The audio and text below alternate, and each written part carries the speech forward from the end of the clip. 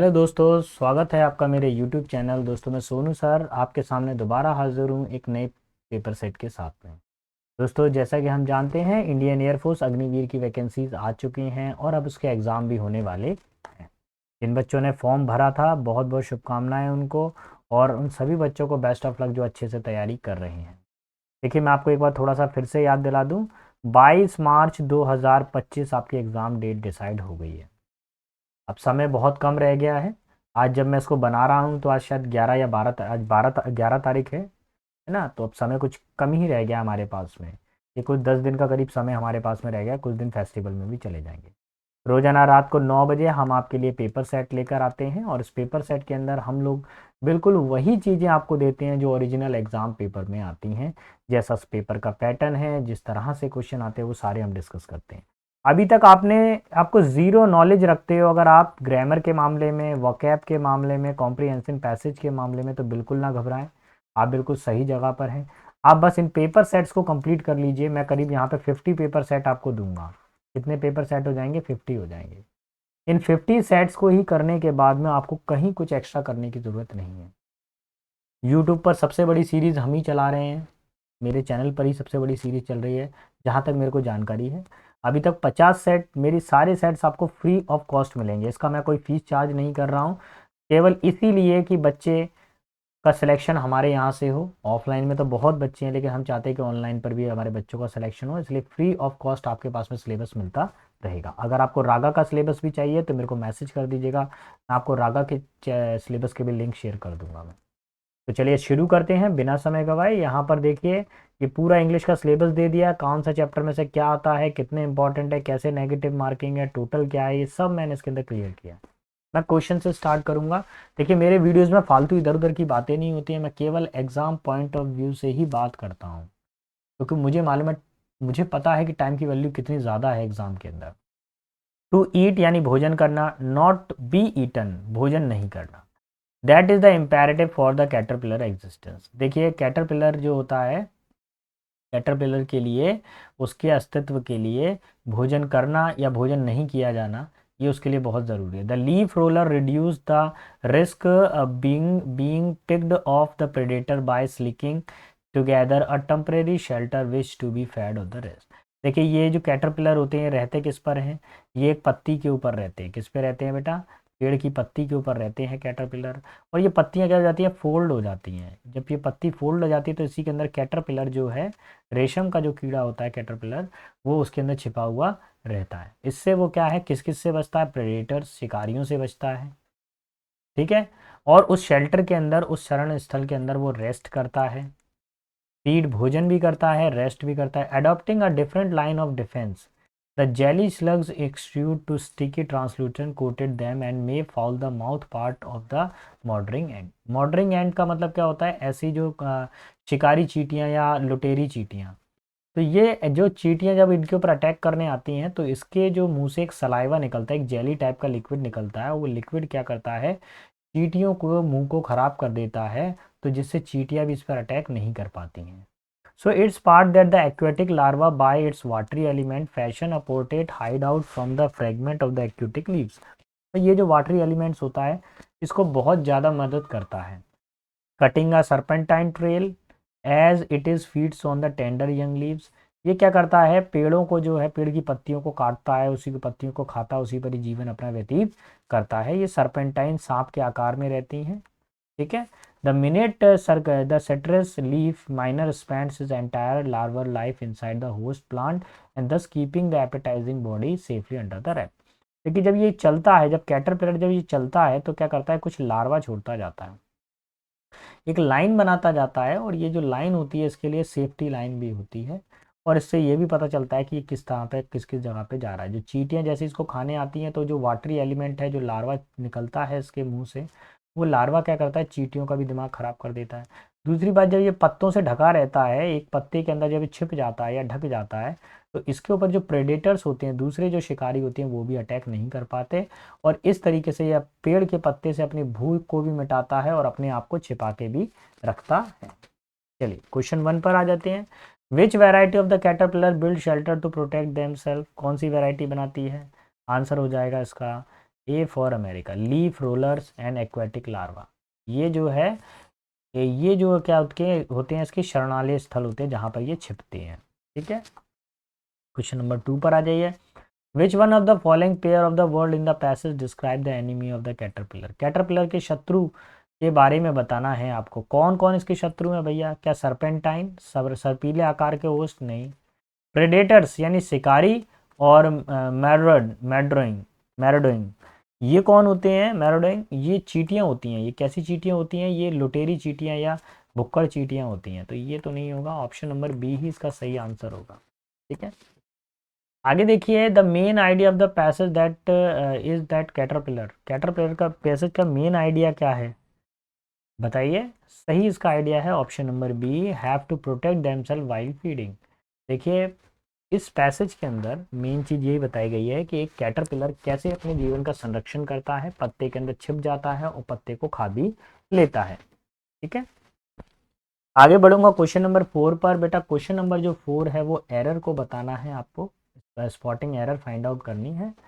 क्या लिखा हुआ है? Unless you do not obey your elders you will not succeed in your life. जब तक आप अपने बुजुर्गों का सम्मान नहीं करेंगे आप जीवन में सफलता प्राप्त नहीं करेंगे। तो देखिए अनलेस और अनटिल के साथ में क्या डू नॉट और डज नॉट आता है? नहीं आता है। Answer A for America. आगे बढ़ूंगा क्वेश्चन नंबर 5 पे। My elder son deal with spare parts and manages his bread and butter. मेरा जो बड़ा भाई है वो स्पेयर पार्ट का बिजनेस करता है और अपना भोजन को अपने जीवन यापन के लिए पैसा या भोजन लाता है। तो मैं आपको एक चीज़ बता दूं, यहाँ पर आएगा डील इन, विद नहीं आएगा। देखिए कभी भी नॉन लिविंग थिंग हो और उसका व्यापार किया जा रहा हो तो डील इन आता है।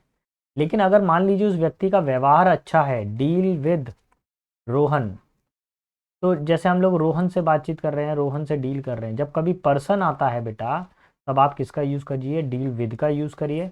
लेकिन जब कभी नॉन लिविंग थिंग आ जाए तब आप डील इन का यूज़ करना चाहिए। Spare part non living thing है इसलिए हम किसका यूज़ करेंगे? डील इन का यूज़ करेंगे। Option A for America. 6 पर आ जाइए। 6 में आपको नाउन फॉर्म बतानी है वर्ड की, और क्या नाउन होगी देखेंगे। देखिए सबसे पहली बात यहाँ पर केयरफुल डबल एल लगा हुआ है, जिसमें एल वाई लगता है वो एडवर्ब हो जाता है। एफ यू एल जिसमें लगता है वो एडजेक्टिव हो जाता है, जैसे वंडरफुल, ब्यूटीफुल। लेस किसी में लग जाता है तो वो भी एडजेक्टिव बन जाता है। अभी क्या है? केयर। केयर अपने आप में नाउन वर्ड है, इसी का ही पूछ लिया, सिमिलर वर्ड आ गया। Option number B will be final answer. ठीक है, आगे बढ़ेंगे क्वेश्चन नंबर 7 पर। 7 बेटा एक्टिव पैसिव वॉइस से रिलेट करता है, और देखता हूँ एक्टिव पैसिव वॉइस में कैसे बनाना है आपको। इसको बनाने का सबसे आसान तरीका ये है कि अगर एक्टिव वॉइस में क्या आ रहा हो, वाज या वर के साथ में वर्ब की फोर्थ फॉर्म आ रही हो, तो पैसिव वॉइस बनाते समय वाज या वर, ठीक है, ये जो फोर्थ फॉर्म है ये आई बीइंग में बदल जाएगी, और फिर क्या आ जाएगी? वर्ब की थर्ड फॉर्म। तो हमको ऐसा स्ट्रक्चर देखना है जिसमें बीइंग आ रहा हो और थर्ड फॉर्म आ रही हो। देखिए राम वाज आ रहा है, फोर्थ फॉर्म आ रही है, ये तो क्वेश्चन ही है, पैसिव वॉइस बनाना है। पहले फोर्थ वाला चेक करो। वाज संग आ रहा है जो कि गलत है, वाज संग आ रहा है जो कि गलत है, वाज सेंग आ रहा है जो कि गलत है। एक ही बचा, वाज बीइंग संग, तीनों चीजें आ रही हैं। ऑप्शन नंबर ए। क्लियर? 8 पर आ जाइए। 8 में क्या दिया हुआ है? 8 में he said to the dentist I have a toothache. He said to की जगह पे क्या हो जाएगा? Told the dentist. अब ये जो है इसकी जगह पे आप किसका यूज करोगे? दैट का। ठीक है, ये जो आई है, आई का रिलेशन किससे है? इससे है, और इसके लिए आप किसका यूज करोगे? ही का। इस आई को हटा दीजिए यहाँ से, इस आई को भी हटा दीजिए, अब ही आ गया। अब हैज हैव किस में कन्वर्ट होता है? हैड में कन्वर्ट होता है। ठीक है, क्या यहाँ पे कोई गॉटन वर्ड दिया है? नहीं दिया हुआ, तो ये भी कैंसिल हो। अब केवल एक ही लेटर बचा हमारे पास में, ऑप्शन नंबर सी, यही इसका आंसर है। ठीक है, सारी चीज़ें मैनेज करी हम लोगों ने। क्वेश्चन नंबर 9 पर आते हैं। देखिए बेटा मैं आपको पूर्ण रूप से विश्वास दिलाता हूँ कि जैसा पढ़ाया जा रहा है, जो कंटेंट आपको पढ़ाया जा रहा है, यही आपके एग्जाम की डिमांड है। आप बिल्कुल दिमाग से इस बात को निकाल दीजिए कि सर कुछ डिफरेंट आने वाला है, कुछ ऐसा होने वाला है, कुछ वैसा होने वाला है, कि सर पेपर हाई जाएगा कि लो जाएगा। इतना सब दिमाग ना लगाएं बेटा। आपको मैं जो 50 सेट दे रहा हूँ, इन 50 सेट्स को कवर कर लीजिए। वोकेबलरी अगर आपके पास में नहीं है तो सिंपल सा आप मेरे डिस्क्रिप्शन बॉक्स में जाइए और डिस्क्रिप्शन बॉक्स में जाने के बाद में आपको टेलीग्राम लिंक मिल जाएगी। टेलीग्राम लिंक को क्लिक करिए, आप सीधा जो है मेरे चैनल पे पहुंच जाएंगे। वहाँ से आपको पूरी की पूरी पीडीएफ्स मिल जाएंगी, अभी तक जितनी भी मैंने प्रोवाइड की।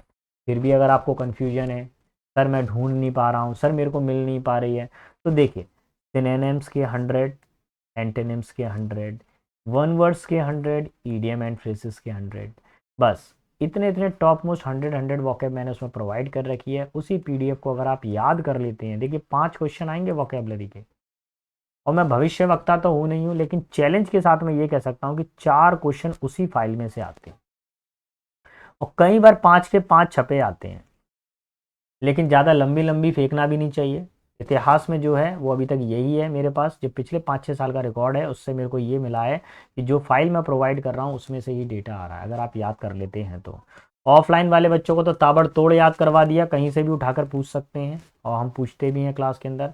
हाँ भाई, दोबारा से एक बार फिर से याद दिला दूँ, आज जो बच्चे ऑफलाइन वाले बच्चे हैं 50 वोकेबलरी का टेस्ट देना है, प्लस सेट 1 से लेकर 5 तक का आपको कंटिन्यू टेस्ट देना है। ये आज आपका टारगेट था, तो इसको हासिल करेंगे। अब तो खैर वो तो रिवीजन में आ गए हैं, ठीक है।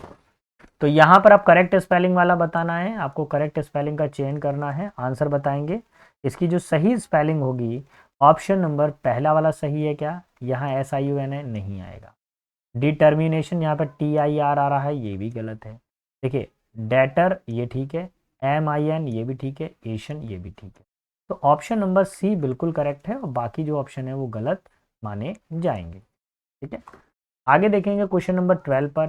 सर रेप्टिटियस, सर रेप्टिटियस का मतलब होता है कोई चीज़ काफ़ी छिपी हुई हो, गुप्त हो। हेजिटेशन का मतलब क्या होता है, नर्वसनेस फील होना, है ना, नर्वस होना। सीक्रेट का मतलब क्या होता है, कोई चीज़ छिपी हुई है, हाइड है। इम्पायस, पायस का मतलब पवित्र होता है, इम्पायस का मतलब होता है जो अपवित्र हो। हार्टलेस का मतलब होता है जो अनाड़ी हो, जिसमें कोई कला नहीं हो, तो वो हो जाएगा नो वाइस। अभी आंसर हमारा हो जाएगा ऑप्शन नंबर बी, यही हमारा सही आंसर होगा, क्योंकि सिमिलर पूछा गया है। क्या पूछा गया है, सिमिलर। देखो दोस्तों, अगर आपको मेरा पढ़ाना पसंद आ रहा है, आपको लग रहा है कि सर ने जो हमको पढ़ाया वो बहुत इंपॉर्टेंट पढ़ाया है, अगर आपके एग्ज़ाम में +1 हो रहा है, तो प्लीज़ मेरे चैनल को लाइक शेयर सब्सक्राइब करिए। जब आप हमको लाइक शेयर सब्सक्राइब करते हैं तो हमारा और ज़्यादा कॉन्फिडेंस बढ़ता है। एक बच्चा, मैं काफ़ी समय से नाम बोल रहा हूँ बच्चे का, एक जतिन नाम का बच्चा है, एक बिग इंडिया करके किसी का चैनल है यार, वो बच्चे ने भी हमको हमारे चैनल को देख रहा है, बहुत अच्छा लगता है, ये बच्चे कंटिन्यू कमेंट्स कर रहे हैं। एक कोई सरोजनी करके कोई बच्चा है, तो वो भी हमको लगातार कमेंट्स कर रहा है, तो ये अच्छा लगता है। ये 3-4-5 बच्चे ऐसे हैं कि जो मतलब रेगुलर कमेंट्स करते हैं, पूछते हैं, है ना, तो अच्छा लगता है, हमको भी इंकरेजमेंट होता है कि हाँ भाई चलो पढ़ाना चाहिए, ठीक है।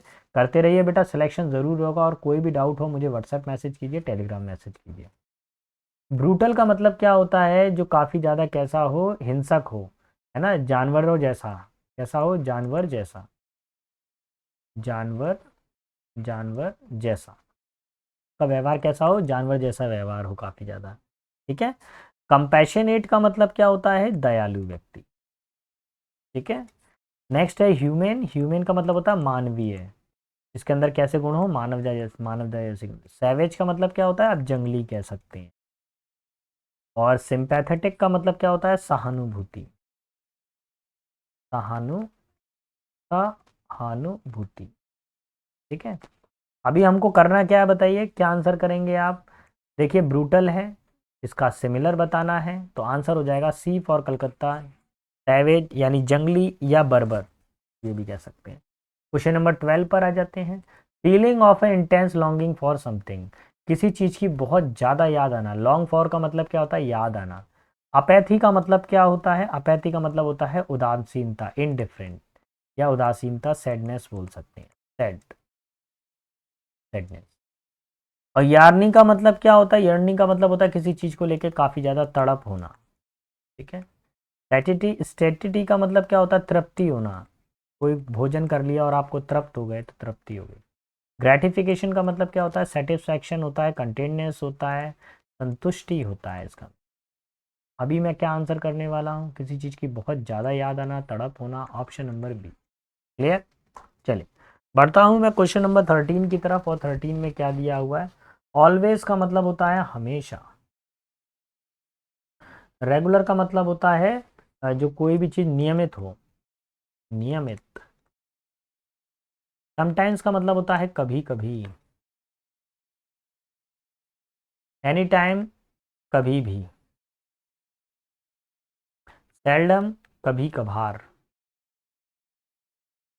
अब बेटा इन सारे वर्डों को दिखने के बाद में हमको निकालना क्या है, अपोजिट मीनिंग निकालना है। एक व्यक्ति जो हमेशा आता है और एक व्यक्ति जो कभी कभार आता है। सो option number D will be final answer. आगे बढ़ेंगे क्वेश्चन नंबर 14 पर। आपको वर्ड बताना है प्रोवाइड का अपोजिट। अब अपोजिट कैसे बताएंगे, देखिए प्रोवाइड का मतलब क्या होता है, किसी को सुविधा देना। इग्नोर का मतलब क्या होता है, किसी को अनदेखा कर देना। डेफी का मतलब क्या होता है, किसी की अवहेलना करना। अवहेलना करना, अवहेलना करना मतलब उसकी बात को काटना, उसको अनसुनी देना, उसको रिस्पेक्ट ना देना। डिसीव का मतलब होता है छल करना। और डिनाई का मतलब होता है मना करना। तो प्रोवाइड का मतलब क्या होता है, किसी को सुविधा प्राप्त कराना। और डिनाई का मतलब होता है उसको सुविधा देने से मना कर देना। यही इसका आंसर हो जाएगा ऑप्शन नंबर डी। इग्नोर नहीं होगा इसका आंसर, कहीं बच्चे सोच रहे हो इग्नोर, ये नहीं होगा। आगे बढ़ता हूँ अगले क्वेश्चन की तरफ, 15 की तरफ पर। 15 में क्या बोला है, he was dash to make statement before the boss. देखिए टू का मतलब यहाँ पे क्या नेगेटिव होता है। जब भी कभी TOO आ जाए तो वो नेगेटिव अर्थ को दर्शाता है। तो बोला गया वो बॉस के सामने स्टेटमेंट बोलने में या बयान देने में काफ़ी ज़्यादा कैसा है वो। देखिए शाई का मतलब होता है शर्मीला, जिसका शर्मीला स्वभाव हो। टायर्ड का मतलब थका हुआ, तो थका हुआ तो हो नहीं सकता। कावर्ड का मतलब होता है डरपोक, लेकिन कावर्ड में जो है एक नाउन फॉर्म है, इससे पहले ए आर्टिकल आना चाहिए तब ये यूज हो सकता है। एक ही वर्ड बचा जो एडजेक्टिव की फॉर्म में यूज होगा, दैट इज कॉल्ड टिमिड। यही सही आंसर है। टिमिड का मतलब होता है डरपोक, काव, डिस्करेज। ठीक है, आगे देखेंगे क्वेश्चन नंबर 16। 16 पर बेटा क्या बताया गया, his father dash him up the construction business. उसके पिता ने उसके लिए कंस्ट्रक्शन बिजनेस का निर्माण किया। तो क्या करेंगे, बिल्ट। निर्माण करने के लिए क्या हो जाएगा, बिल्ट। ठीक है, option A. John as well as his friend. Please बेटा ये वाले फॉर्मूले को आप नोट कर लीजिए, मैं बना रहा हूं और याद रखिएगा। इन फॉर्मूले में से गारंटेड कुछ ना कुछ तो आता ही आता है। ये मतलब एग्जाम का ऐसा क्वेश्चन है जिसको आप इग्नोर नहीं मार सकते।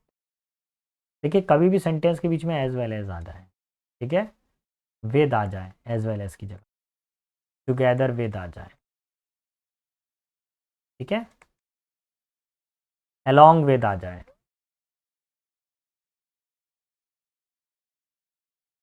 ठीक, एज वेल एज आ जाए, विद आ जाए, टुगेदर विद आ जाए, अलोंग विद आ जाए। ठीक है, इनमें से एज वेल एज कई बार आया है पेपर में और विद भी कई बार आ चुका है। तो अगर एज वेल एज सेंटेंस के बीच में आ जाता है तो इससे जो पहले वाला सब्जेक्ट होगा उसी के अकॉर्डिंग ही वर्ब जाएगी। अब जॉन सिंगुलर है तो वर्ब भी कैसी आनी चाहिए, सिंगुलर आनी चाहिए। यहाँ पे ये शॉर्ट को हटा दीजिए, सेंटेंस को पढ़ लेता हूँ। John as well as his friend always dash permission of his mother before going to rugby match. Rugby match खेलने से जाने से पहले वो हमेशा अपने माता पिता की परमिशन लेते हैं। तो क्या होगा, परमिशन लेने के लिए वर्ड होता है सीक्स परमिशन, यानी परमिशन लेना। ठीक है, चलिए आगे की तरफ बढ़ते हैं और अब आपको करेक्ट स्पेलिंग बतानी है। ह्यूमन की स्पेलिंग ये गलत है, ये भी गलत है, ये वाली भी गलत है, एक ही सही है ह्यूमन। ह्यूमन का मतलब होता है मानवीय, ठीक है, और ह्यूमन का मतलब होता है मानव। Option number A will be final answer. चलिए तो हम सत्र के सबसे अंतिम क्वेश्चन पर आ गए हैं, 19 नंबर क्वेश्चन पे। मैं आपको एक बार फिर से याद दिलाऊं, रोजाना रात को हम आपके लिए पेपर सेट लेकर आते हैं 8 बजे। अभी तक हम इस पेपर सेट की सीरीज में आज जो सेट नंबर मैंने कराया है ये 44 सेट कराया है। ये सेट 50 तक जाएंगे हम। इन 50 सेट में से आप विश्वास कीजिए अगर 20 नंबर हैं आपके, 20 का टोटल इंग्लिश है, 20 में आपके 16 या फिर ये कहें कि 15 प्लस क्वेश्चन इसी वाले पेपर सेट में से ही आएंगे जो अभी तक मैंने सीरीज कराई है। अगर आप इसको पूरा कर लेते हो तो आप बाहर निकल जाओगे, बिल्कुल एग्जाम हो जाएगा आपका क्लियर। देखिए एक सेट में 20 क्वेश्चन है और हमने 50 सेट आपको दिए हैं। कितने क्वेश्चन है, 20, और सेट कितने हैं, 50। टोटल अगर मैं लगाता हूँ तो कितना हो रहा है, 1000 क्वेश्चन। क्या इसके बाहर जाएगा, क्या बिल्कुल नहीं जाएगा। और मैं इसकी प्रैक्टिस करवा चुका हूँ, बच्चों ने की है ना। इतने क्वेश्चन यूट्यूब पर कराना हंसी खेल नहीं है बेटा, बहुत दम लगती है। और कुछ टीचर अगर करवा भी रहे हैं तो बच्चों से लूट पाट मचा रखी है। हम कोई फ़ीस आपसे चार्ज नहीं कर रहे हैं, ज़ीरो फ़ीस ले रहे हैं हम आपसे, फ्री ऑफ कॉस्ट है। बस हमारी एक आपसे रिक्वेस्ट है, प्लीज़ चैनल को लाइक ज़रूर कर दिए करें, कमेंट करा करें, सब्सक्राइब करा करें, जिससे हमको और ज़्यादा इनकरेजमेंट मिले, है ना? अगर आप हमको ऐसा करते हैं तो हमको भी ऐसा लगता है यार कि चलो ठीक है, अब और करना चाहिए, बच्चों का विश्वास है हमारे ऊपर। जब रिस्पॉन्स नहीं आएगा तो फिर काहे का फिर हम करेंगे। आउट ऑफ डेट का मतलब क्या होता है? अप्रचलित। अप्रचलित, जो चयन, जो प्रचलन से बाहर हो गया हो, ठीक है, यानी कि कैसा हो गया? पुराना, old fashion. Option number D. Vocab तो पूरी वही आ रही है जो मैंने पीडीएफ में पढ़ाई है, उसके बाहर जा ही नहीं रही है वोकैब। अब क्वेश्चन में शुरुआत करेंगे, सबसे पहले ढूंढना शुरू करिए कि सब्जेक्ट किस जगह पर होगा और हेल्पिंग वर्ब किस जगह पर है, ये ढूंढना शुरू कर दीजिए। अगर आपने हेल्पिंग वर्ब और सब्जेक्ट का बैलेंस बना लिया तो आपका पूरा का पूरा सेंटेंस बन जाएगा। देखिए, एक वुड भी हेल्पिंग वर्ब है और विल भी हेल्पिंग वर्ब है, यानी कि सी और डी से तो सेंटेंस शुरू हो ही नहीं सकता है, सी को हटा दीजिए। इन द विंटर टाइम, ये मौसम की घटना है, टाइमिंग है। देखिए हमेशा ध्यान रखिए, पहले सब्जेक्ट आता है, फिर हेल्पिंग वर्ब आती है, मेन वर्ब आता है, ऑब्जेक्ट आता है। अगर एडवर्ब ऑफ मैनर है तो फिर वो आएगा, अगर वो नहीं है तो फिर एडवर्ब ऑफ प्लेस आएगा, और एडवर्ब ऑफ प्लेस नहीं है तो एडवर्ब ऑफ टाइम आएगा। तो जो टाइम की जो वैल्यू है ये तो लास्ट में ही जाने वाली है, ये बात तो कन्फर्म है। अब मेरे को सब्जेक्ट ढूंढना पड़ेगा। यहाँ पर सी और डी दोनों में हेल्पिंग वर्ब दी हुई है, सब्जेक्ट नहीं है, तो सब्जेक्ट क्या है? The 2022 world cup in Qatar, ये सब्जेक्ट है, यानी सेंटेंस की शुरुआत होगी बी से, ठीक है, कतर। फिर उसके बाद में चाहिए मेरे को helping verb, will not be held in June और जुलाई। 2022 में वर्ल्ड कप इन कतर जो है वो जून और जुलाई में नहीं होगा, बल्कि would best to be stage in winter time. लेकिन ये कब होगा? जब सर्दियों का समय होगा तब इसका किया जाएगा, तब इसको आयोजित किया जाएगा। So option number B will be my final answer. Clear? कौन सा ऑप्शन शुड टिक करेंगे? Option number B. तो बेटा आज के सेशन में इतना ही है। अगर आपको मेरा पढ़ाना पसंद आया हो तो प्लीज़ मेरे चैनल को लाइक शेयर सब्सक्राइब ज़रूर करिएगा। जैसे इन बच्चों के सिलेक्शन हुए हैं, जो फ़ोटो लगे, मैं चाहता हूँ कि आपका भी फ़ोटो इसमें लगे। ये मेरे सब ऑफलाइन के बच्चे हैं, ये तो छोटा सा एक पेशकश आपके सामने, भीड़ बहुत बड़ी है, क्या क्या इधर पे बताऊँगा मैं। आज के सेशन में इतना ही है। बेस्ट ऑफ लक, जय हिंद जवानों, अच्छे से तैयारी करें, अपना और अपने माता पिता के नाम को रोशन करें।